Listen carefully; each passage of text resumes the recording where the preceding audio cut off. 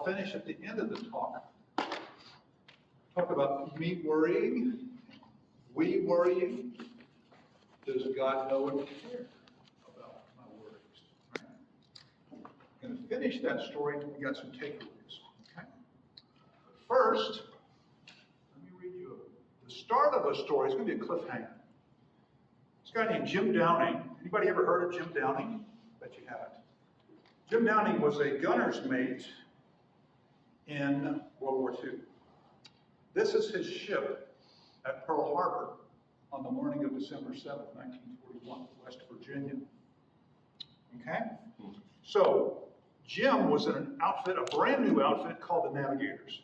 Navigators is a non-denominational Christian organization, started in the Navy, and he was Navigator number 6, okay? So, Saturday night before this event, he's at a guy's house with some other new navigators. They're having a little rally, right? And so they spent the night at this guy's house, very nice of him. Next morning, they're making breakfast and they hear explosions. What's going on? Thought the Army was checking their guns, but no, it was the start of the attack. So when they figured that out, they piled into one of the guy's cars. He took them down to the harbor and was dropping off guys at their ships. The West Virginia was berthed next to the Nevada. The Nevada's here. Here's the actual pier, right? So the Nevada is burning and sinking. The West Virginia is on fire. And so Jim Downing jumps out of the car, runs over the Nevada to his ship, to the stern. That's the back end of the boat, I think, right? Stern bow. Help me out. I'm an Air Force guy. I don't know this. On fire. And there's big caissons of ammunition on the deck. So he grabs a fire hose and he's hosing down this ammunition. There's bodies all around him. Meanwhile, let me see if I can pick up the story here.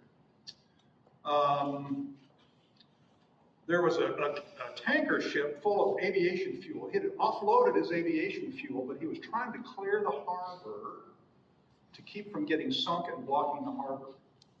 Do you see some potential for anxiety here? Right? So, No-Show had unloaded most of its 6 million gallons of aviation fuel since arriving the day before. It still carried enough gas on line and vapor that a Japanese bullet in the wrong spot would create an explosion dwarfing anything seen so far. So they're strafing this ship, right? One after another. He's 400 yards away from it, on the back of the West Virginia, watering down the ammunition.